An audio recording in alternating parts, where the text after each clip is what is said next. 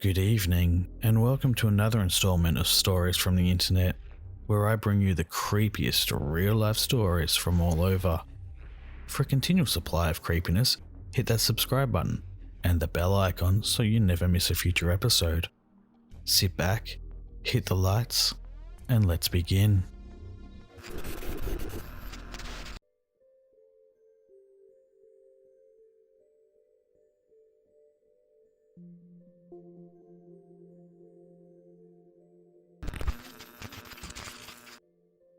Thank you for joining me. Always happy to be here. Always. Always happy. Always happy to be here. Not always happy. That is an absolute fallacy. I'm usually miserable. Well, that's good to hear. Exactly. I'm usually just waiting for the sweet embrace of death to come claim me, but they keep cutting out my organs, so here I am.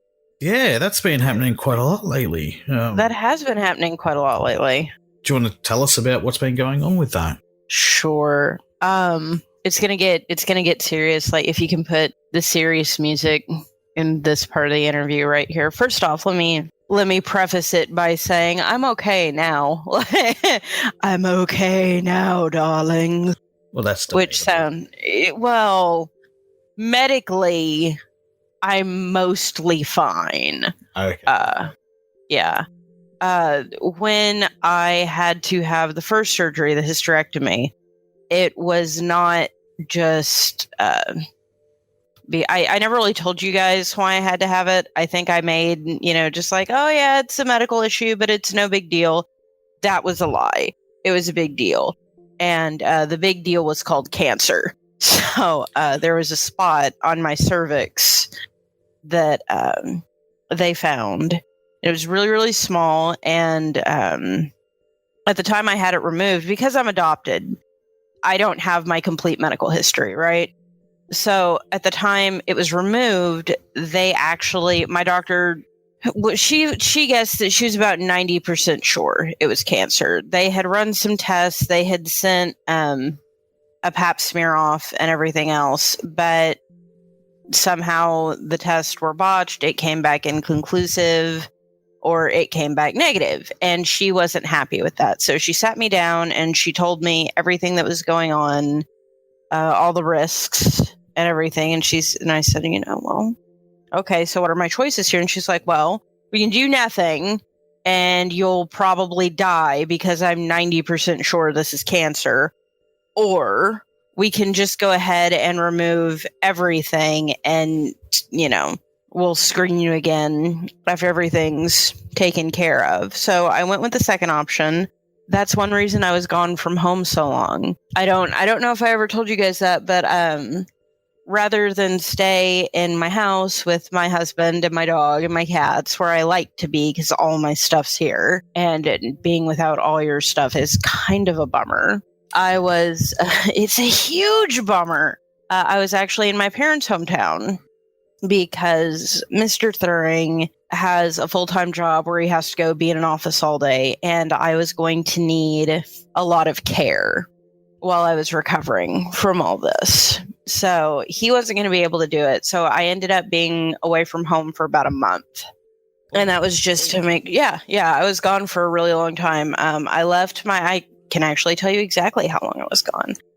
I left my house to go to my parents, because I'm an adult, on June the 2nd. And I should have left the Thursday before that, but I didn't want to miss the Saturday night live stream. I didn't want to miss it. Well, I didn't want to miss it. It was going to be like, I didn't know if I was going to be there. I had been, and then like the month before, I don't know if you guys were aware of this, but I know you were for some of the live streams, because I said very candidly, oh my gosh, weird stuff is happening outside my parents' house. The reason that I was down there so much was that's where I was doing all these tests. So that's what was going on. That's why I was there for nearly 2.5, months solid. That's why my sound quality was different. That's why everything was so different. And that's what was going on. Mm-hmm. So Yeah. We I knew wanted you to were do- down there, but I think Yeah. most of us thought it was just because It was just fun. you were saying that you were looking for your birth parents' information. So that's why I thought a lot of us thought you were down there. That was a completely different, unrelated thing. When we first found out that something was going on, because there was another medical event that occurred that made us realize something else was very wrong, or that something was going very wrong. And that's a little bit darker. I lost a pregnancy. Oh. And yeah. Sorry to hear that. It's okay. It's okay. I know that sounds like very harsh to say, but I've always been very candid about my opinions when it comes to children and how they're horrible little buckets of disease. And I'm not sad that I'm never going to have my own children. I'm okay. It was something that Mr. Thuring and I were talking about how to handle. Honestly, we probably, at this point, I probably would have been being honest with you guys, like, there's a baby Thuring on the way, but it's like, I'm not sad about it. It's okay. Everything is okay. I feel the need to say that. Everything's okay. I'm not traumatized by what happened. Everything's okay. But that happened, and my doctor was kind of like, there's no reason your body at your age should have had this much trouble. So let's figure out what's going on. And it's not something we were planning or something that we were trying to do. So it's not like I had been going to the doctor like, why can't I conceive? It wasn't anything like that. It was an accident. So that happened. And that's what led to the discovery of this thing. And then everything happened really, really fast because that thing happened. I started going to my doctor. My doctor was really freaked out. I had to go to my hometown for a lot of very heavy testing for a while. It was just nothing was showing up. And I'm very lucky that my doctor was very persistent. And I think part of that is because she's just very in tune to her patient's needs. But to give you an idea of how serious everything was that was going on, we had the talk about having the first surgery on, I can scroll back at my calendar and tell you exactly and make sure I get the dates right, because I know people are going to check.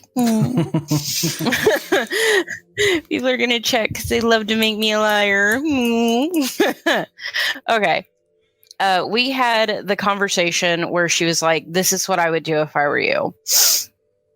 On, I think it was either Thursday or Friday, and that would be the 23rd or the 24th of May, right?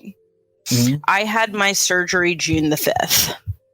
Wow, that is quick. Yeah. So she got me in, and honestly, she wanted to do it the 29th.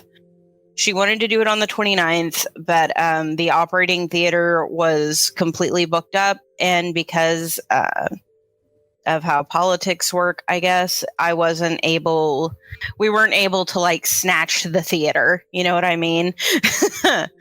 So the 5th, I was the first surgery of the day. So June the 5th rolled around, and but yeah, like, that's why I was home for like a week. And then almost immediately I was back down there. And like, it's just I hated that I couldn't tell you guys what was going on, but I just couldn't, because like, I didn't want to bring the live streams down.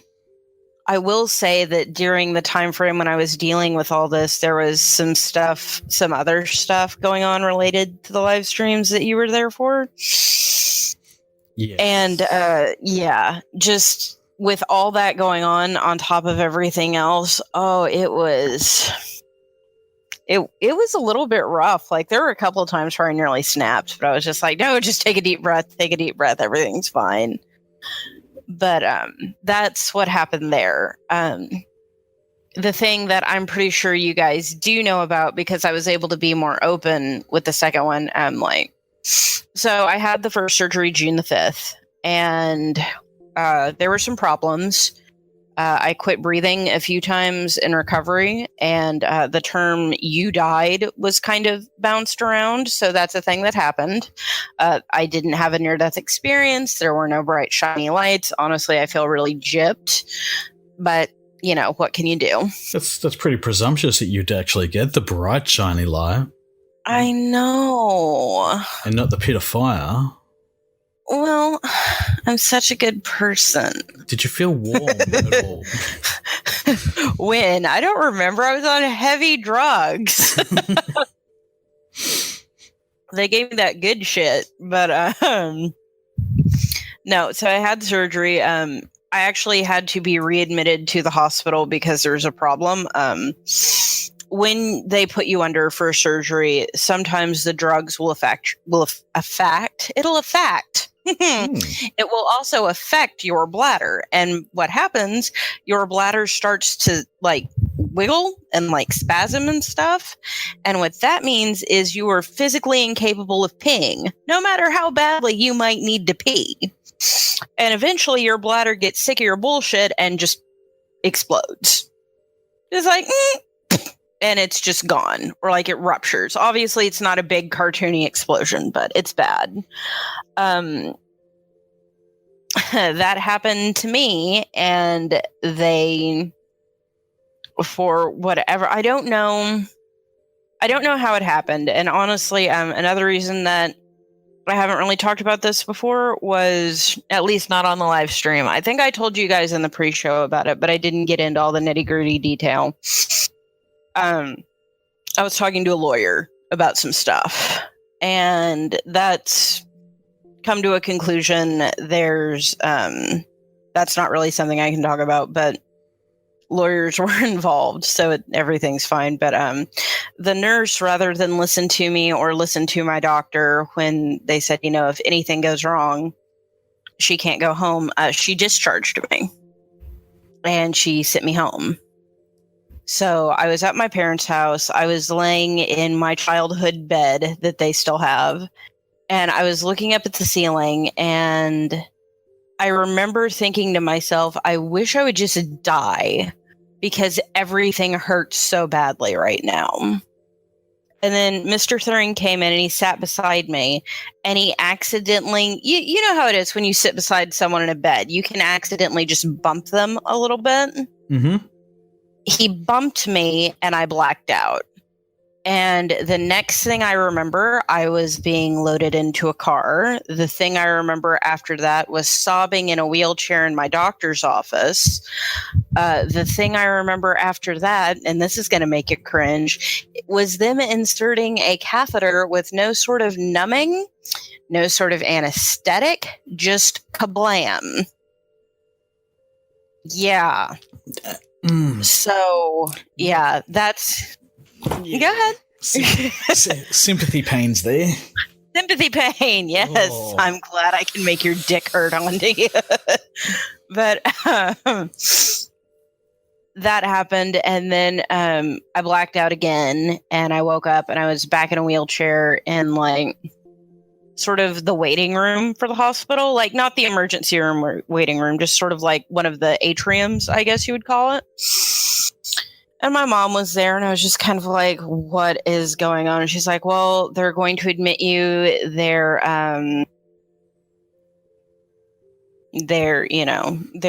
working on paperwork.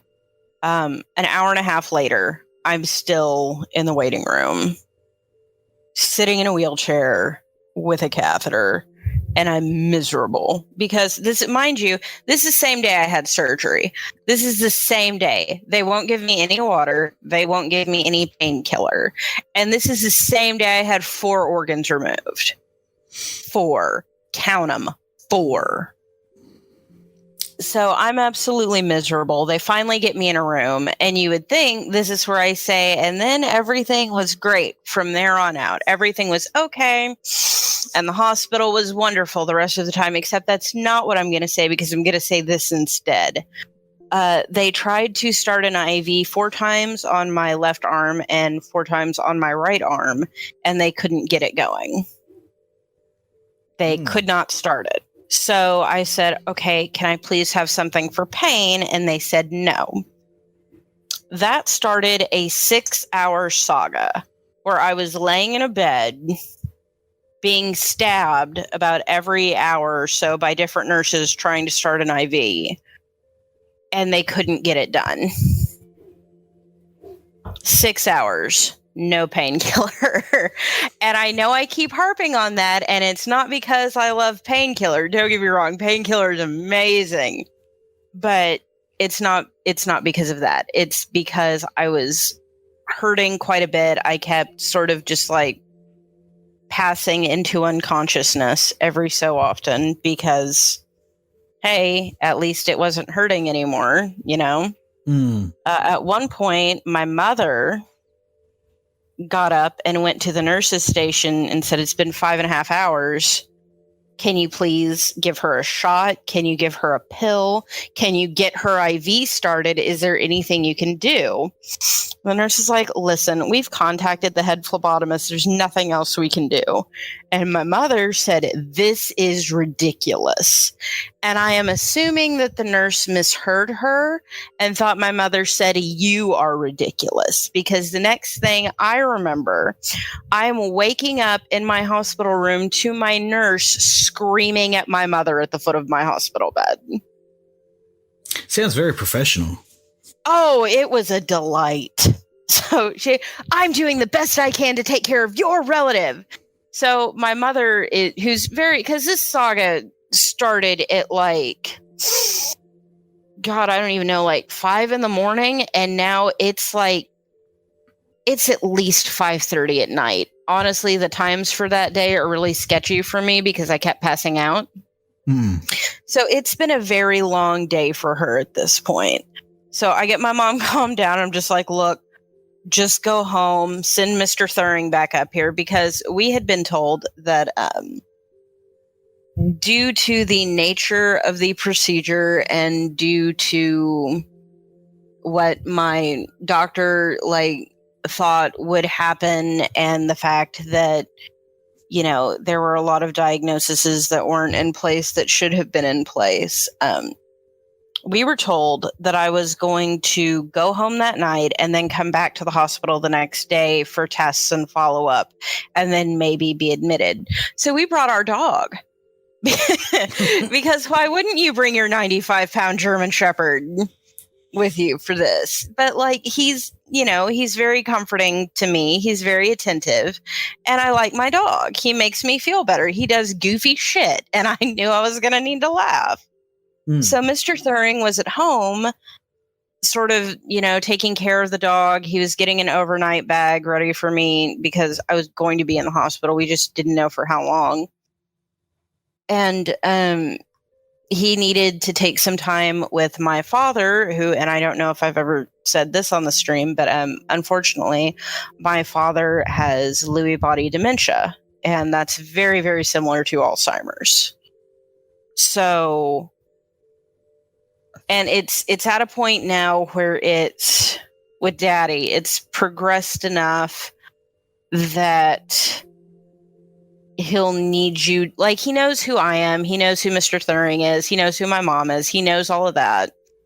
He's still he knows who he is. But when I went in for surgery, he was surprised that I was at their house in the morning, and he was just like, "Oh, what are you doing here?" And I'm just like, "Well, Daddy, I have to have surgery." He goes, "Oh, well, I'm sorry. It's, it's okay. It's not his fault." And what do you have to have surgery for? So I had to tell my dad what I've just told you about 7 times in the course of maybe 4 or 5 days. Ooh. So that was going on too. And that was hard. So Mr. Thuring was at home with him, sort of explaining what was happening the best he could. Then my mother got home, and she's a wreck, so he came flying up to the hospital. And about that time, the head phlebotomist came in, and they finally got a pain pump going. And I think this is the part where everyone who's just like, oh, it couldn't hurt that bad. They started me on Dilaudid. Dilaudid is also called hydromorphine. And it's that good shit. You know what I mean? Like it's really, really good. So I'm on a pain pump. I'm on Dilaudid, and I was in the hospital for the next... it's all kind of a blur, if I'm honest, because I just kept hitting the pump because I needed it. I needed it so bad. But I got to go home Saturday. And I don't think I told you guys that. I think you guys knew that I was in the hospital, or at least the other mods knew that I was in the hospital Wednesday night, because I told Mr. Thuring to pop on, and because they were just like, let us know how it goes. They didn't know how serious it was, but he just said, there was a complication and she's back in the hospital. Yeah, and then I told everybody. Yeah, it was, yeah. And I gave them permission to talk to you guys about it, but I told you guys that I got to go home Thursday, and that's not the case. I didn't get to go home till Saturday morning. Yeah. Got home Saturday morning, and I did the live stream that night because I'm a crazy person. I'm a crazy person. I didn't want anybody to know that something was wrong. I really didn't want you guys to know. I knew that I had to tell you that I was having surgery because there's no way that I would have not mentioned it. Because I try to find the humor in everything. That's my coping mechanism. And I'm just it's kind of funny that I don't have to worry about Billy anymore because I don't have a uterus. Ha ha ha ha ha. Well, you should still worry about Billy. No, I'll be fine. You still have ovaries. I've got nothing else. Literally, they took out both fallopian tubes. They took out my cervix. They took out my uterus. There's nothing down there for Billy to work with. Fuck you, Billy. But no, in all seriousness. So then I was there, and I think I was yeah. So then, that started me being at my parents' house for the better part of a month. I finally got to go home on the 28th. Let's hear 1, 2. Yeah, that's about right. So then I'm back at home. The terrible roommates are gone, which is wonderful. And we get our new roommate, who's very, very nice. For anyone who's curious about that situation, it's just we had a friend who needed a place to stay. And we were like, well, we have an empty room now. Come on. So there you go. Are you saying that because he's in the room with you? No, okay. No. He's very nice. But I didn't want to introduce a new character to the story without warning you. And so the entire time, I'm back. I'm feeling a little bit better. I'm talking with you guys more again. And I think I may have mentioned to you and a couple of other people privately that I was having a lot of pain in my right side. But I just had major surgery. I thought it was normal to have a lot of pain in my right side. And then, I also knew because of back when I was still with my parents, one of my sutures began to weep a pink liquid. And that's one of those things where they're like, oh shit, go to the hospital right now because you're going to die. So I went and everything was fine. But they found out that I had gallstones. And the ER doctor flipped out and he was like, we have to take this out right now. Well, the doctor who I went to see about that surgery disagreed with that assessment. He said, listen, you're going to be fine. You're not having any pain that's not related to this major surgery you've just had. You'll probably be okay for a year. And I thought, okay, cool. I can probably deal with this in another year. You know what I mean? I'll be uncomfortable a little bit, but you can manage it with diet. You can manage it with exercise. So I'll be fine. I'm just going to be full of rocks for a little while. And I can joke about being full of rocks. But I kept having this horrible pain. And so finally, gosh, I guess it was the 23rd of July. I wasn't feeling good, and I kind of looked at Mr. Thuring and I said, I think we need to go to the emergency room because something is wrong. So we went, and of course they were like slammed busy, right? To the point that I was nearly like, I'll just go home. But something inside me was like, no, you really need to see a doctor. So it's just like, okay, cool. So we're waiting. And finally I talk to the doctor. I tell him what's going on. I'm just like, well, I know I have gallstones, but they said that it was fine and that I wasn't going to need surgery for like a year. And he was like, let's get an ultrasound. Let's do an ultrasound just to be safe. Okay, cool. Ultrasound tech comes up. At this point, it's like 3 a.m. Mr. Thuring is very tired and cranky because he thinks he's going to work the next day. Oh, he thinks that sweet little wifey Thuring is being a mite bit dramatic. But the tech comes in, and I'm very jovial. I always crack jokes. That's my defense mechanism. If I can make everybody laugh, then everything's going to be fine and nothing is frightening, right? Yeah. So she comes in and I'm cracking jokes and we're laughing back and forth. And she's like, oh, it's nice that you're a nice person and you're not like me. It's just like, just do the scan and tell me I'm going home. And she's like, oh yeah, okay, let me do the scan. So we're laughing, and I knew I was in trouble when she stopped laughing and said this. Oh God, that's when I knew. I was just like, oh no, that's a horrible thing to say. What do you mean? And she looked at me and just goes, did you walk in here like on your feet? And I'm like, yeah. Was I not supposed to? She's just like, how? You must be in horrible pain. And I'm like, well, I'm a little uncomfortable. That's true. And she goes, no, there's a stone that's about to rip through your gallbladder wall. You're going to die. And I'm like, oh. Not again. Fuck. So she runs off and gets the doctor. And I never see the ER doctor again, but I'm very grateful for this doctor because I met him. I talked with him once for like 5 minutes, and he took better care of me than the doctors at the other hospital did over the month and a half I was there, with the exception of my surgeon, who was wonderful. The nurse for the ER came down, and she's got like a big, thick packet of paperwork. She just goes, okay, you're going to be in room number 259. We've got you booked into the operating room at 8 a.m. And I just went, I'm sorry, what? And she goes, yeah, it has to come out like now. So once again, poor Mr. Thuring, I'm just like, go home and throw a bag together, honey.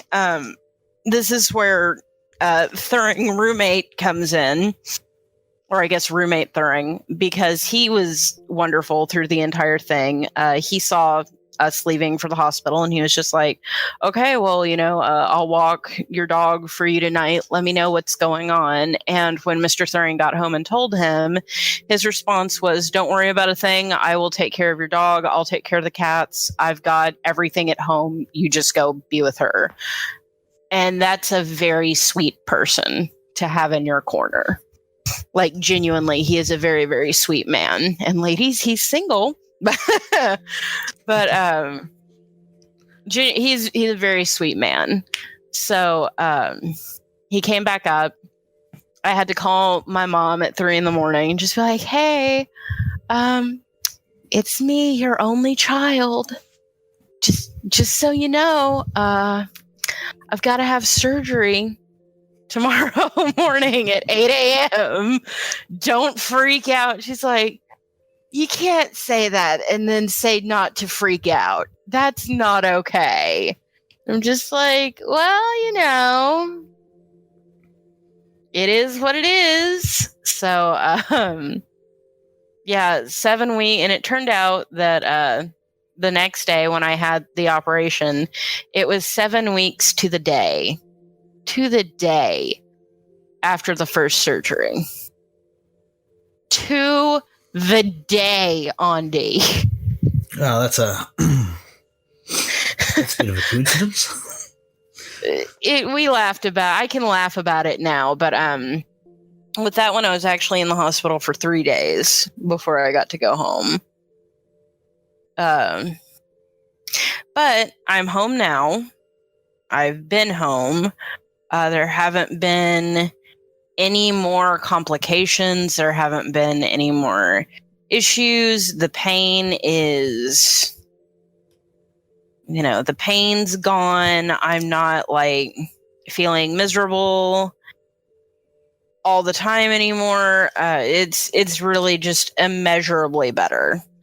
So that's good. The only downside is that my entire torso now is covered in like stab wounds because all the surgeries were laparoscopic. So it just looks like somebody took a knife to me. It was just like, I'm going to stab you 4 to 5 times. But that's cool, though, because now you can pretend like you're in high school again and you walk up and lift up your shirt and go, yeah, see, I was in a fight, I got stabbed. No one's going to know. Because as a woman, I love going up to strangers and lifting up my shirt and proclaiming that I was stabbed. What? So you're saying it's just me? Yes, honey, it's just you. It's okay. I'm not here to judge. I'm going to. That's not what I'm here for, though. Oh.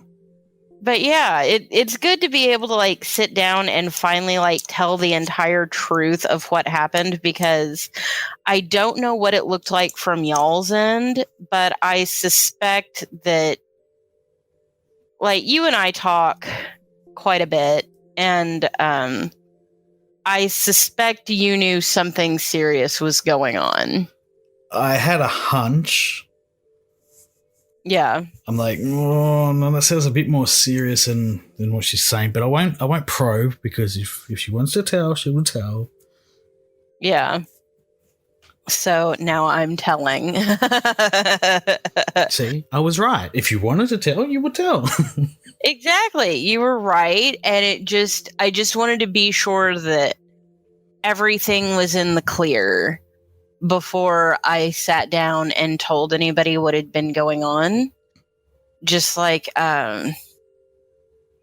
it was just so, because what I didn't want to happen was to do something like this or put something out on my channel and then, tell everybody that like, oh, everything's okay. And don't get me wrong, I don't have a giantly swelled head. I know that not everybody cares hugely what happens to me, but I also know there are a few people who care very much about what happens to me. And I also know that there are people who are going to hear this and be like, oh, damn it, the cancer didn't get her, son of a bitch. Like, I know that. I know. And that's okay. That's okay. But like I was saying, what I didn't want to happen, I didn't want to put out a video and say, hey guys, everything's okay. This is what happened. And then turn around like a week later and be like, sorry. Okay. So I wanted to wait until everything was sorted, until I was like home, until I'm relatively pain-free. I just felt like that was good. But then I was sitting here and I'm like, well, because at first I didn't think I would tell any of you guys about this. I thought I would just leave it as like kind of like a jokey haha, they're taking out my spare parts gag. But then I was like, if I talk about it, maybe somebody who's afraid to go get a cancer screening will go get a cancer screening.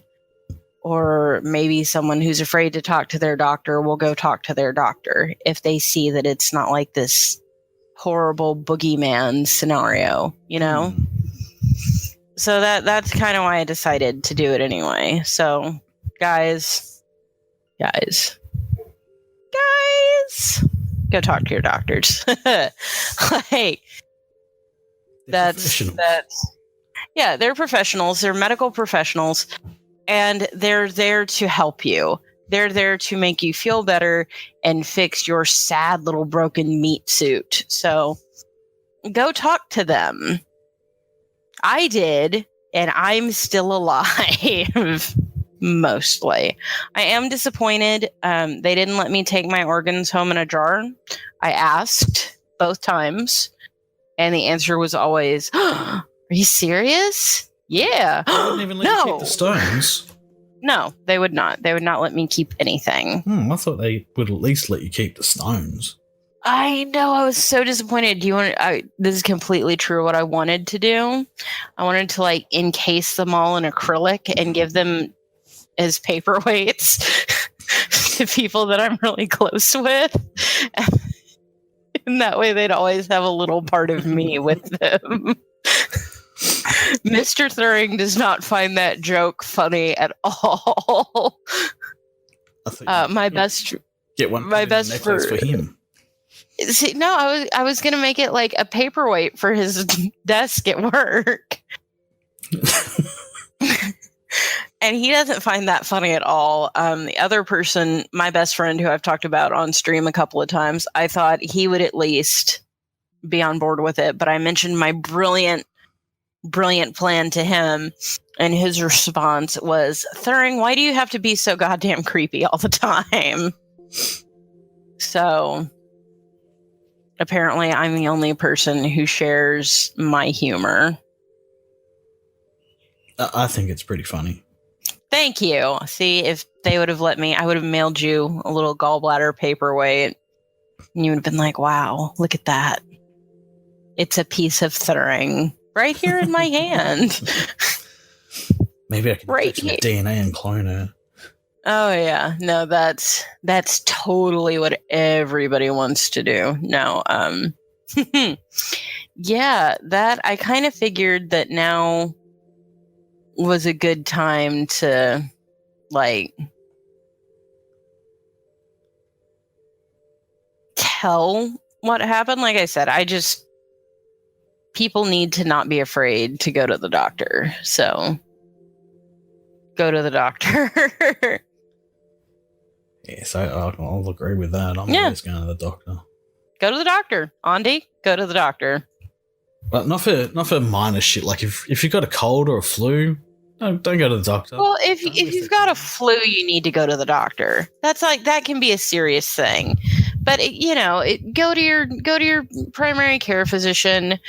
Go to like your PCP. Go to all the things. And for the love of God, just fucking take care of yourselves, because I like you. And I want you all to be okay, because y'all my boys. And vaccinate your children. Yes. Vaccinate your kids. Please. Please. I will go full blown Mrs. White from Clue and please. Just vaccinate your kids. That's all you got to do. And vaccinate other kids too. Yes. Yes. Vaccinate all the children. If you find a child who is not vaccinated, vaccinate it. I don't care if you have to kidnap. I shouldn't joke about that, because some sicko is going to be like, there's a lady on the internet who told me to do it. I do not endorse kidnapping. There we go. No, we do not. We do not endorse kidnapping. Do not kidnap children, no matter how criminally insane their parents might be. But please do not kidnap children. Don't kidnap adults either. Just don't kidnap anyone. Yeah, don't kidnap people. Kidnapping is bad. So, just like, kidnapping's bad. Okay. Speaking of crazy people, an unfortunate event has happened this week. Oh no.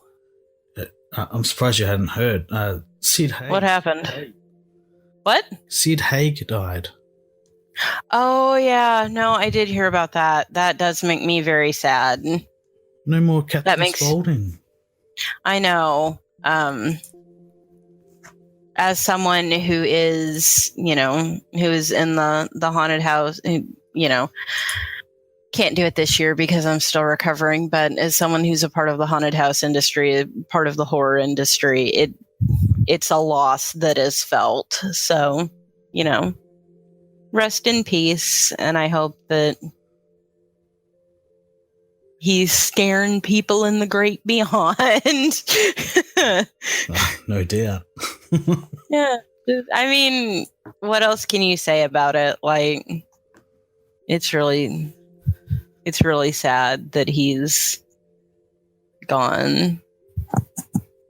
Especially because the trilogy's finishing. Like, it's released this week, the final movie. Yeah. Hopefully they will. I'm hoping that they dedicate it to him. I'm hoping that I'm sure they will. Like, he's a good friend of Rob Zombie. I mean, anyway. Yeah, I know, but still, I mean, like, that's one of those things where I'm just like, I really, really hope that because there's so many times where people flub it. You know what I mean? So it's just sad, and it's sad that he's gone so soon after the last movie. And it's sad that, I mean, I'm sure that maybe he got to see it, but it's sad that he never got to see it in like a theater. You know what I mean? Yeah. So, well, this is turning into even more of a downer now. I know, we need to pep it up. What's something that we can rip on? That I got nothing at the moment. Oh no, things have taken a horrible turn. Things have taken a horrible turn. We can't end it on a downer. Ooh. We can't end. And that way people will go and off themselves, and then we'll have a new topic to talk about. No, I don't condone that either. We don't condone offing yourself. Please go talk to your doctor if you're having sad thoughts, and we love you. So we love you. Don't be sad. I'd hate to have to re-record all of this. We did. I know. That first interview, though, it was too spicy. I know. It was too spicy for YouTube. Unfortunately, the music I use, he doesn't have that sort of music to go along with it. You know, oh. It was too spicy. So they're never going to know. God, and we talked about so many people from the stream that time, and we answered all those burning questions that people have about like why just all the burning questions from the stream. And I mean, there was that little section where we had FD come on as well. Yeah, we did. And it was. Yeah, it's too late. It's too late. It was magical. It was absolutely magical, but I think we did our best with what we have. We did our best. This is probably the better of the two anyway. It's not dirty. Probably. It's it's real life. It's a real chat. Yeah. Exactly. It's not packed with profanity just for the sake of being profane. I always wondered about that. If it's profanity, doesn't that make it profound? Yes. And therefore people should listen to it more. That's a hot take by Thuring. Profanity equals profound, not profane. Because that's how it works. Stupid language anyway. Mm-hmm. And at least this time around, we don't have our animals screaming at our microphones. I know, but I mean, I've probably got a lot of birds in the background because it's the middle of the day. Actually, I can't hear the birds. Oh, I think it's picking them up. Well, I can't hear them, but yes, this time all the boys are situated. I guess Mr. Thuring can overhear what we're talking about a little bit because I just got this text from him. Would you be mad if I walked into the room and yelled fuck? That would have gone down well before for the comic relief, but the comic relief. Oh, where was he when we needed him? Disappointing me again. You're so disappointed in my husband all the time. He just keeps failing me. He's a good man. You just gotta give him a chance to really prove what he's worth. He's a good man, Andy. He's a good man. Yes. You can't hear that crow right now? It's just... I can't hear the crow, no. Oh.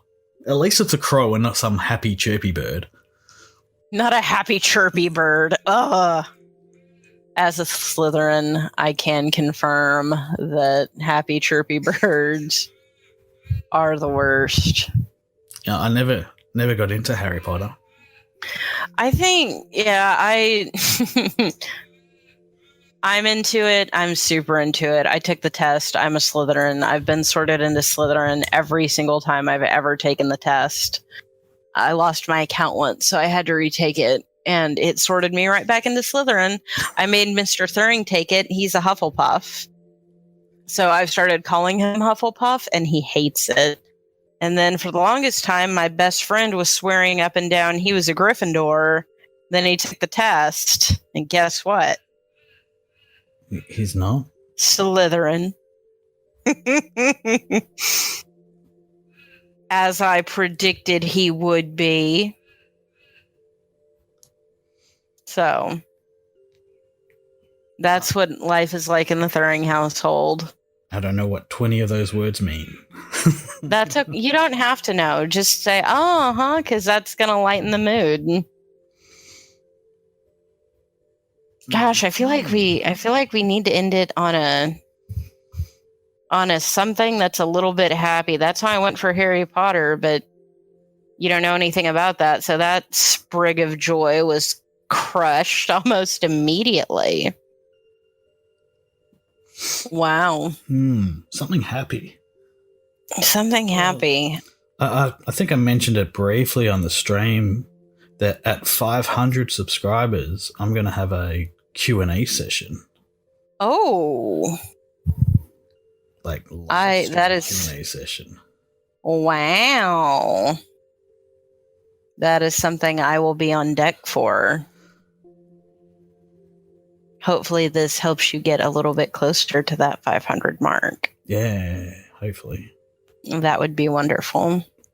I'll add a link to your channel in the description below. Thank you. Because you post so regularly on there. I can't believe it. Yeah. At least twice, maybe 3 times a year. That's unbelievable. Yeah. I know. I don't know how you keep up. I live a very sorted life. But yeah, if you want to talk about my channel, I'm going to try to start doing more. I really am. For a while there, I just didn't have the strength to do it. I was too tired. I just couldn't deal with it. So. Well, next time you go ghost hunting, maybe you'll find your organs and they'll be haunting you. That would be amazing. I will say, actually, while we're on that topic, the footage from the place that we went is never going live. I'm horribly disappointed in it. It didn't turn out well. It wasn't a fruitful hunt. The things that we heard that were unusual, like the cannon fired, were not picked up by the audio. So it's just That's where you do what every other ghost channel does. You edit it in post. You add these things in. Yeah, but I don't want to do that. Well, then you're never going to catch a ghost on video. Well, you know, I'll just waste everybody's time then, I guess. The most uninteresting channel on YouTube. Hells yeah, subscribe. Watch us never catch a ghost on video. Watch me never catch ghost on video and play video games poorly. Very poorly. Yeah, it's pretty bad. I've only seen one other person play worse than you. Really? Yeah. Who was it? FD. Oh, I'm not that bad. No, he's worse than you. Yeah, I know. I'm just saying I feel like there are a couple of people that would make that buffer just a little bit wider. Like that Resident Evil playthrough. Oh. That was painful. It was painful. I will say that I took some small measure of satisfaction in that I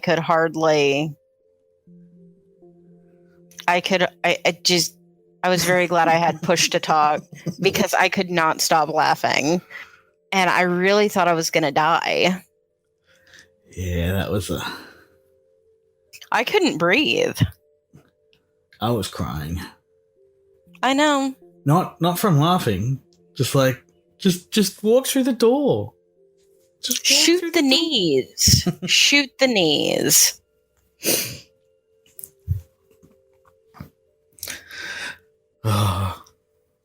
Just shoot the knees. That's all he had to do. You know what I would love to do though? I would love to see FD in VR. Oh god, no. Oh yeah. I would love to see him in VR. That would be excruciating. Excruciatingly hilarious. I can see it now. Well, he's got that room set up now, so you can... Yeah, he could, like... he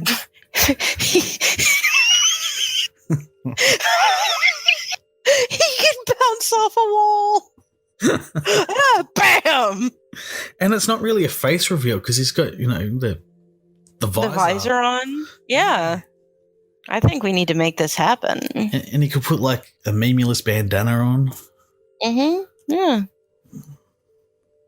Even though we've all seen his face. I'm all for it. All right, we'll start a petition for that one. Heck yeah. Bring it up in the next live stream. Yes.